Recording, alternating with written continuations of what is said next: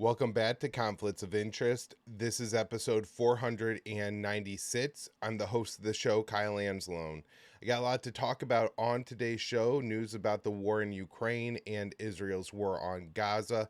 So be sure to share the show. Is hosted at the Libertarian Institute, found on the blog at antiwar.com. You can find the show on YouTube, Rumble, or Odysee. It's up anywhere you can listen to audio podcasts, and then you can follow me on Twitter at Kyle Anzalone _. Along with doing this show, I write articles for both the Institute and antiwar.com, so be sure to keep an eye on those websites to find all my work. I also put together the viewpoint section at antiwar.com, so every day if you go to that site and look at the spotlight article and the viewpoints, I put those together because I think they're the most important, kind of timely articles that relate to anti-war and U.S. foreign policy. So with that, I'm going to get into today's show. First article up here, I wrote for the Libertarian Institute on November 6th. Zalinsky, elections are not appropriate at this time. President Zalinsky explained he is opposed to holding elections in 2024. The Ukrainian leader claimed his government would be unable to hold elections due to the ongoing war.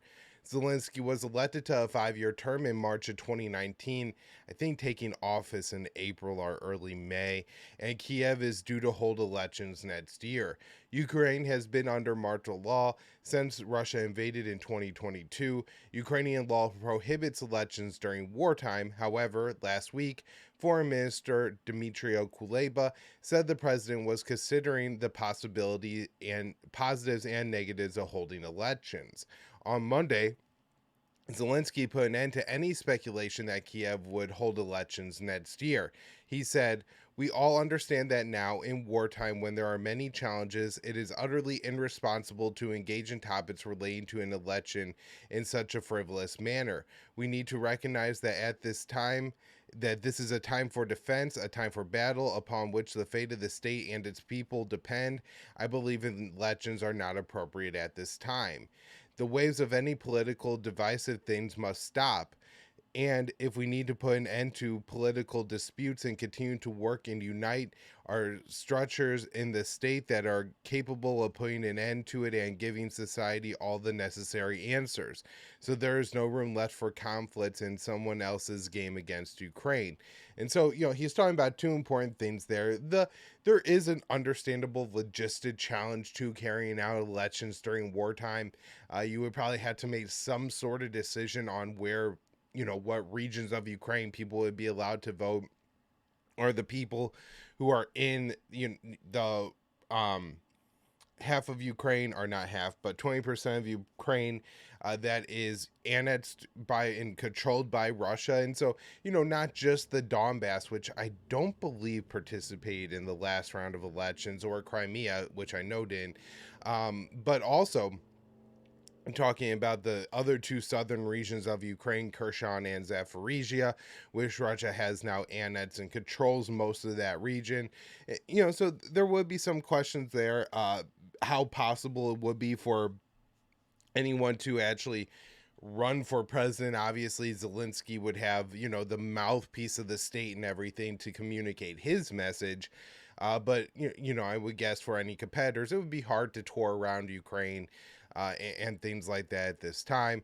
Not to say that Ukraine couldn't hold or shouldn't hold elections, just that, I think we can understand that there are some logistical challenges to doing so. That said, I think the more significant problems with Ukraine holding elections are Zelensky has essentially become a dictator of the country. He has outlawed parties opposed to his party, and so they dominate the country's legislature. He has gotten rid of a lot of other power centers in Ukraine, especially those that are related to the Orthodox Church, believing that the church was too close to Moscow. And so he had, essentially eliminated their ability to publish any kind of opinions or even practice in the Ukrainian state. the general culture war against Russia. He nationalized the media. This includes online media in Ukraine. And so, the message coming out would be very pro Zalinsky. He's also rounded up a lot of his dissenters. And, this has been reported throughout the war that people who post any kind of messages on social media, things like that, that are critical of the Ukrainian government, then that's really just not allowed to exist online, and you'll be arrested. And so the point of holding elections in 2024, I think, would almost be just to kind of affirm what Zalinsky, just give him another, not necessarily legitimate, but another mandate to continue to rule Ukraine. Not that maybe his election would be less free than that of Al-Sisi in Egypt, but moving in that direction where this really isn't a contested election, even if it was held. So there are some interesting things here. I guess part of the reason why Ukraine probably even considered this idea is just in a way to appeal to more support from the West. And so, if, as we're going to talk about, I think in the net story here, that Ukraine really is struggling to get the support needs from its Western backers, then maybe Zelensky would hold fig leaf elections just to get reelected and maybe try to get a boost of money from the West for doing so.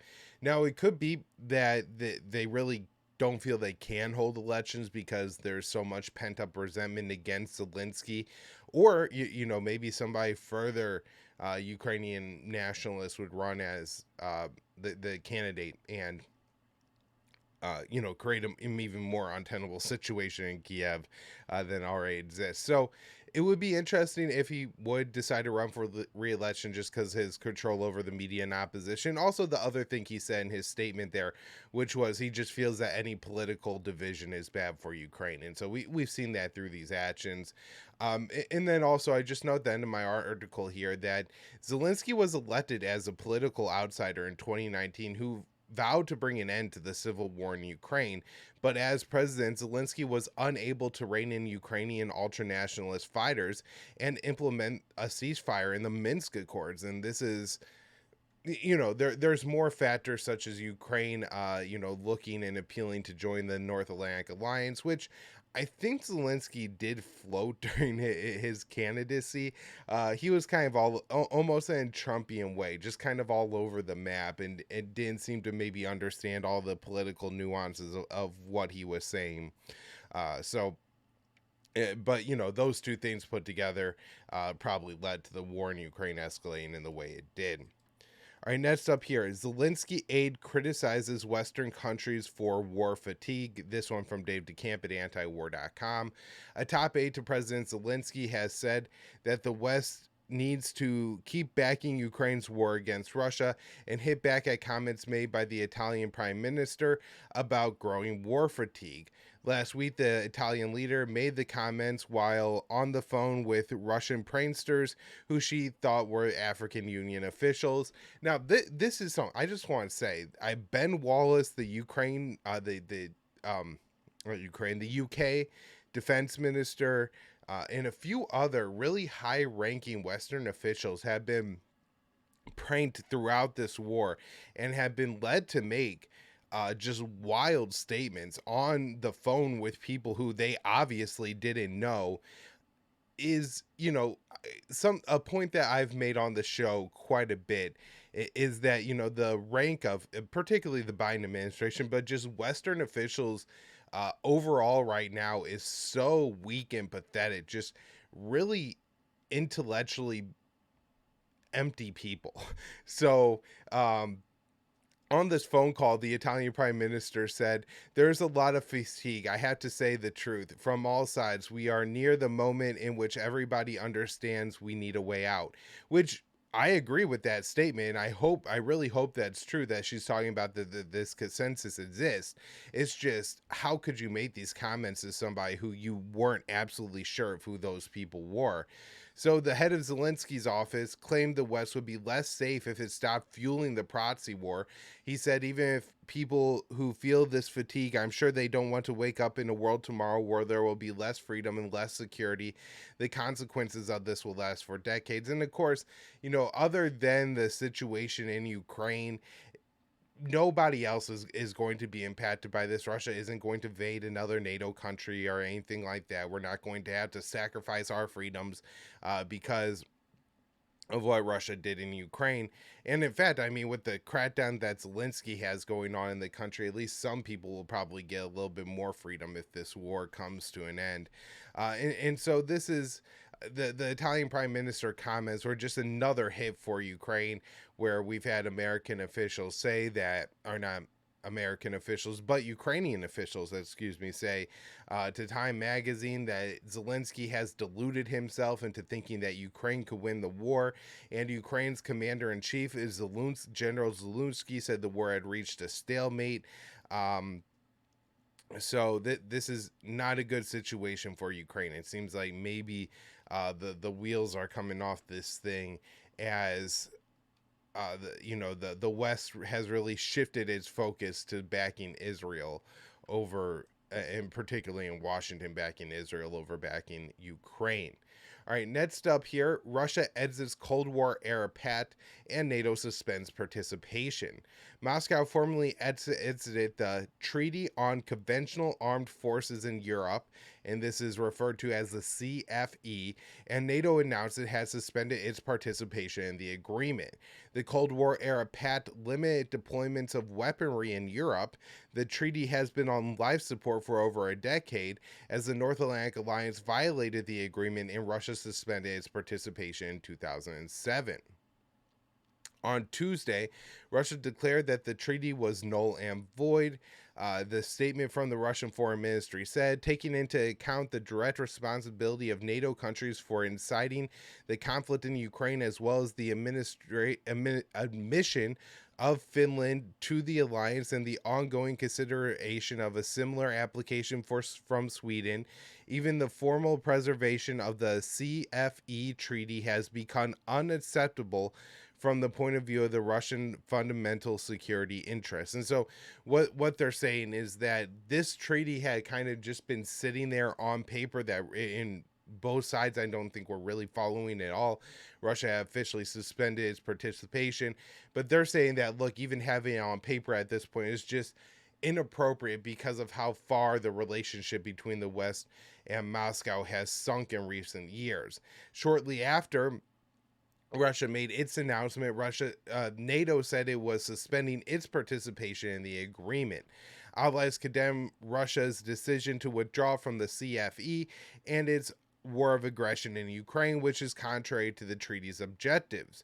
Therefore, as a consequence, Allied state parties intend to suspend the operation of the CFE treaty for as long as necessary in accordance with their rights under international law. This is a decision fully supported by all NATO allies. So the CFE was negotiated in the last years of the Soviet Union between NATO and the Warsaw Pact. The agreement was meant to cap the deployments of conventional military weapons by both alliances. The treaty intended to reduce tensions on the continent by shrinking military forces to prevent large-scale operations. After the USSR and Warsaw Pact dissolved, the North Atlantic Alliance added former countries from both blocs as members. In 2007, the agreement suffered a major setback after the U.S. announced plans to open military bases in Romania and Bulgaria that violated the pact. In response, Russia suspended its participation in the deal. So, I don't think this is a big deal that this pact is officially gone, since it was essentially on life support since 2007 anyways. But it is just another kind of significant, half step back in the U.S.-Russia relationship. All right, so we're going to start talking about the war going on in Gaza now, but there's kind of this interesting article that bridges the two topics we're talking about here. Russia. Israeli minister's new comments raised huge number of questions. Russia's foreign ministry on Tuesday said an Israeli minister's comments about nuking Gaza raised questions about Israel's unofficial nuclear arsenal. Israel's heritage minister made the comments on Sunday, saying there are no innocent civilians in Gaza and dropping nuclear weapons on the enclave is an option for Israel. Israel is estimated to have somewhere between 90 and 300 nuclear warheads, but does not acknowledge its arsenal. And this is important for a lot of reasons. The U.S. would not be able to provide Israel with, I don't think, any military aid legally if Israel acknowledged its nuclear weapons arsenal. Also, this has allowed for Washington and Tel Aviv to really make a big deal out of Iran's non-existent nuclear program. But if Israel has nuclear weapons, I don't think Iran making nuclear weapons sounds as egregious to the American people. They say that Iran wants to make nuclear weapons to wipe Israel off the map, when in reality, Iran gained nuclear weapons would just give them parity with Israel. And now, we could go over this 1,000 times on the show. I probably have in the past. So I don't want to do it again here. I just want to mention quickly, I know that Iran is not making nuclear weapons. So I'm just saying that there's a push in the US, a propaganda push, and a lot of Americans believe Iran has nuclear weapons, and a lot of Americans, a majority of Americans, don't know that Israel has nuclear weapons. And so this is really important because the inverse of that is true. So the Russian Foreign Ministry spokeswoman said it raised a huge number of questions. The number one question is, did we hear an official declaration that Israel has nuclear weapons? Consequently, the next question that everyone had were, where is the international organization? Where is the IAEA? Where are the inspectors?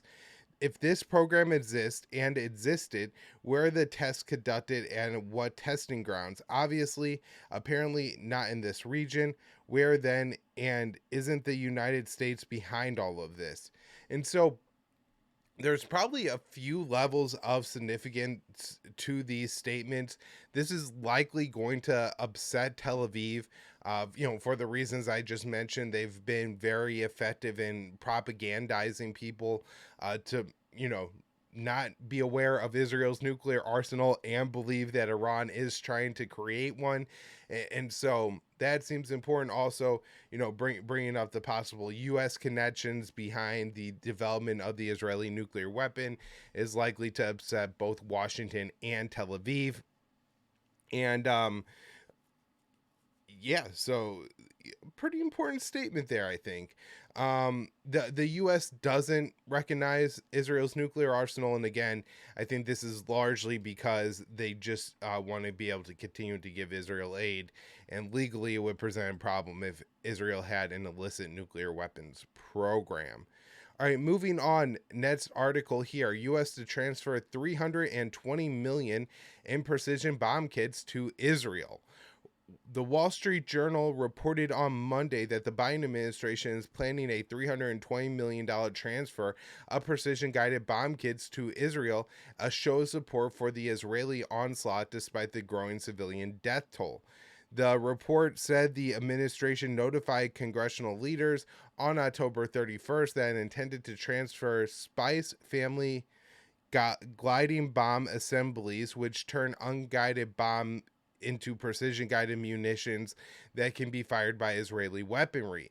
The bombs will be transferred from weapons manufacturers Rafael USA to its Israeli parent company, Rafael Advanced Defense Systems, and it's unclear what funds will be used for the transfer or if Israel is purchasing the military equipment. So, that's interesting. We have no idea how logistically they're funding this yet.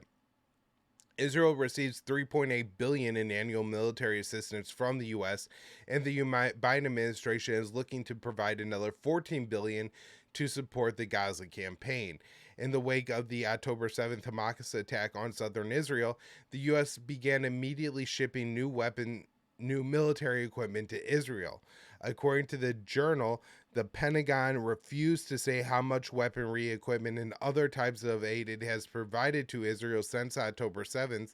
Besides any material support, the U.S. is flying drones over Gaza and has special operations forces in Israel and has deployed an enormous amount of firepower to the region to deter any other countries from acting on Israel as it's slaughtering Palestinian children in Gaza. All right, next up here, another article from Dave DeCamp.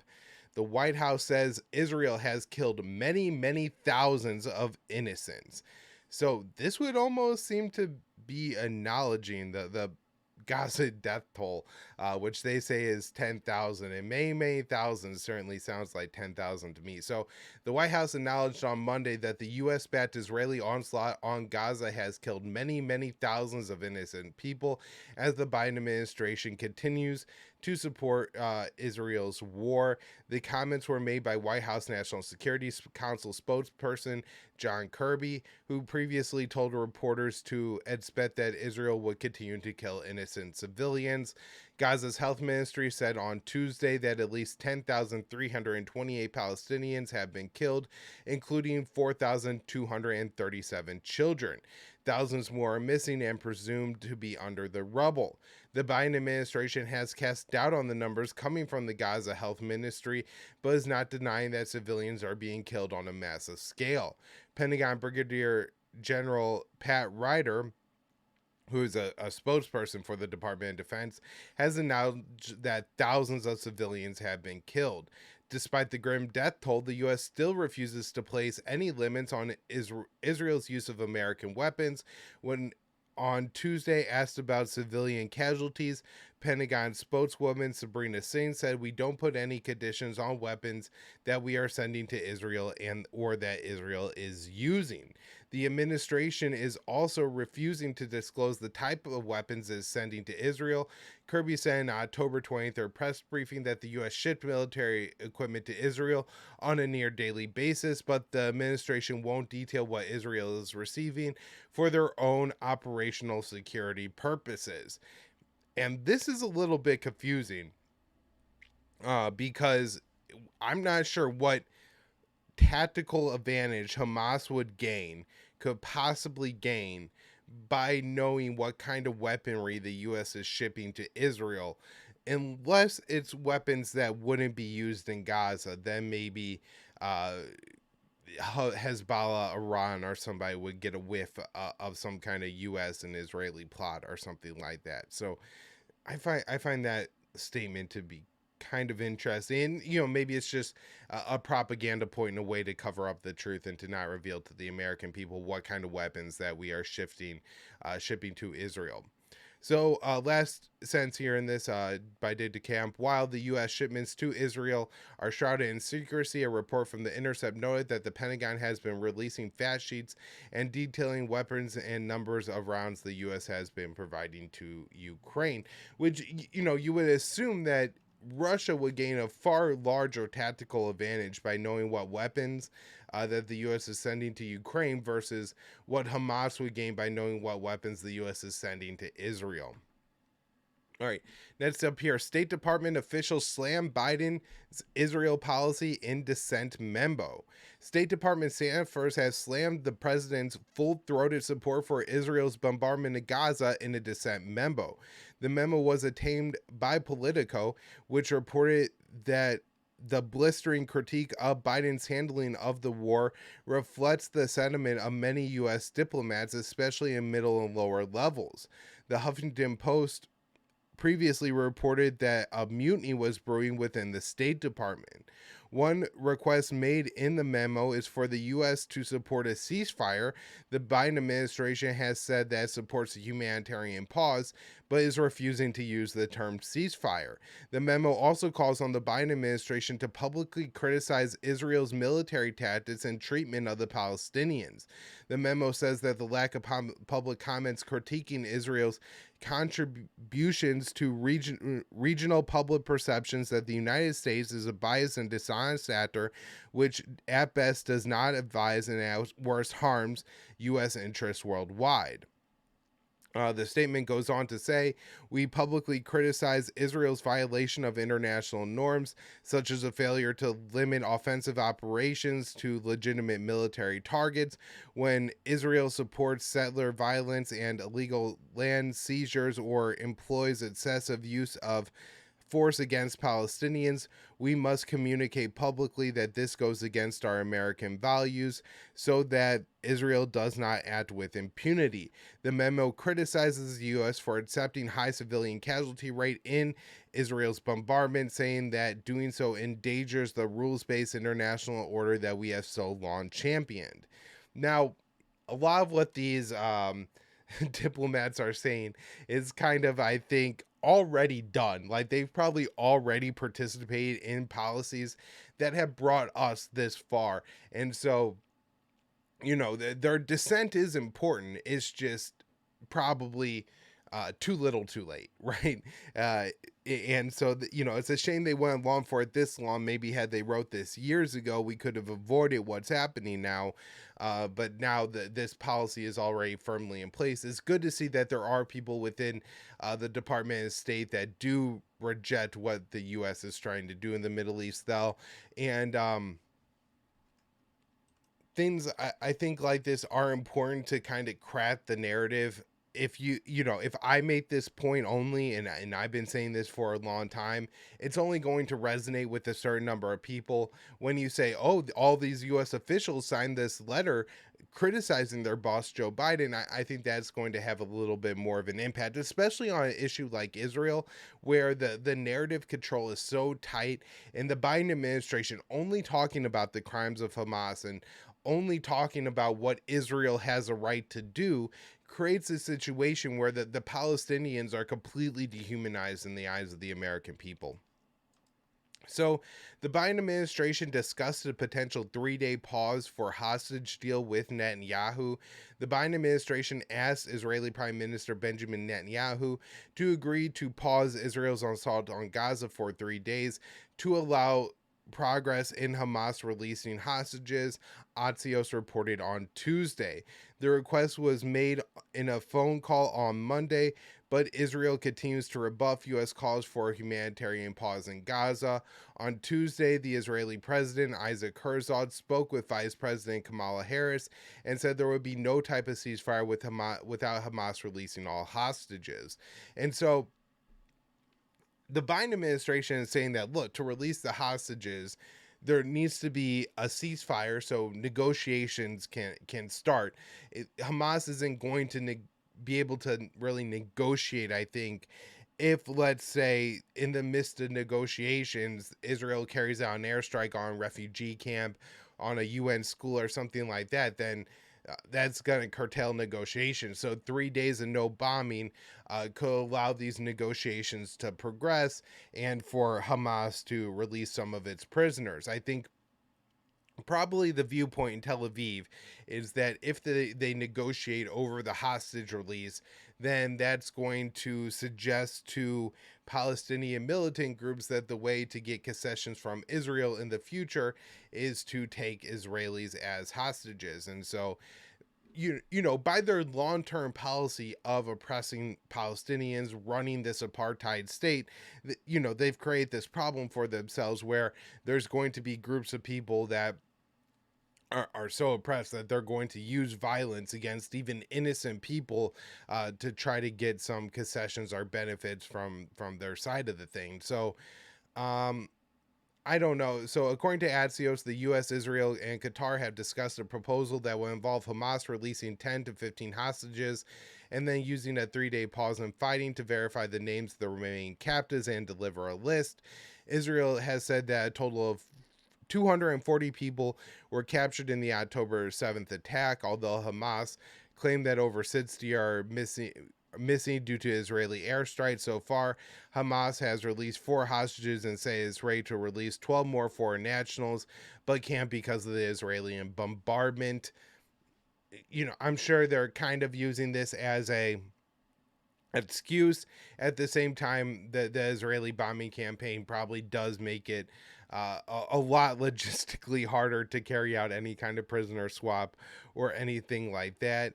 In the call on Monday, Netanyahu told Biden that he didn't trust Hamas's intentions and that he didn't believe they would agree to a deal regarding the hostages. He is also worried that if Israel pauses its brutal assault for 3 days, he will lose international support for the onslaught. So my guess is that this ceasefire doesn't happen, at least not for 3 days, or this humanitarian pause won't happen, at least not the 3 day one. Maybe a couple hours to release some hostages, but I would guess that would be it. Next up here, Israel plans to rule the Gaza Strip and have an occupation of it after after the, I guess, bombing campaign is over. So the Israeli Prime Minister Netanyahu envisions Israel taking overall security responsibility for the Gaza Strip indefinitely if the Israeli war to destroy Hamas is successful, the Israeli leader said in an interview with ABC News that aired on Monday. I think Israel for an indefinite period will have the overall security responsibility because we've seen what happens if we don't have it. When we don't have that security responsibility, what we have is an eruption of Hamas terror on a scale that we couldn't imagine. When asked if the U.S. would support Netanyahu's vision, which would have to be achieved by an Israeli occupation, White House National Security Council spokesperson Kirby said that the issue of the enclave's future was being discussed. What we support is that Hamas can't be in control of Gaza anymore. We can't go back to October 6th. If we look at the reporting about how effective the Israeli bombing and military operations in Gaza have been at targeting Hamas, it seems that occupation will essentially be the only way for Israel to achieve that. Kirby added that we are having conversations with our Israeli counterparts about the governance of Gaza should look like post-conflict, and I don't believe any solutions have been settled upon one way or the other. Honestly, it seems like the policy that Israelis taking are reflective in the comments of Republican congressmen in the U.S., which is basically to turn the 140 square kilometer Gaza Strip besieged enclave of 2.3 million Palestinians into a parking lot. They're just flattening everything. I don't know how people are going to live there after. So the attacks across on U.S. soldiers continue across the Middle East, particularly in Iraq and Syria. I believe the casualty count there has been increased from 17 to 38. And then the last story before I wrap up here today, U.S. announces presence of guided missile submarine in the Middle East. The U.S. announced on Sunday that a U.S. nuclear-powered submarine was in the Middle East in the latest provocation aimed at warning regional actors against attacking U.S. or Israeli forces. U.S. Central Command said an Ohio-class submarine had entered the region without offering other details. A U.S. Navy spokesperson later told Business Insider that it is a guided missile submarine, which can carry 154 Tomahawk cruise missiles, as opposed to a ballistic missile submarine, which would be armed with nuclear weapons. And so the advantage of having submarines is that they could be anywhere at any time. And so this is meant to be an intimidation move against other parties in the region. I'm not sure it's going to work out that way. It may be seen as a provocation and actually increase tensions. I'm sure all these countries, particularly Iran, is very aware what the U.S. submarine and military capabilities are, and that they could have these submarines anywhere in the world. And if tensions are high in the Middle East, I'm sure Iran knows that some of those submarines are in the region. The U.S. doesn't have to do this as a show of force, but they choose to anyways, even if it's going to, create more provocations, especially towards the U.S. troops in Iraq and Syria, where the groups attacking them want to end the U.S. occupation of the region. And this is just, flouting the occupation. All right, everybody. Thanks for tuning into the show. I'll have more later in the week.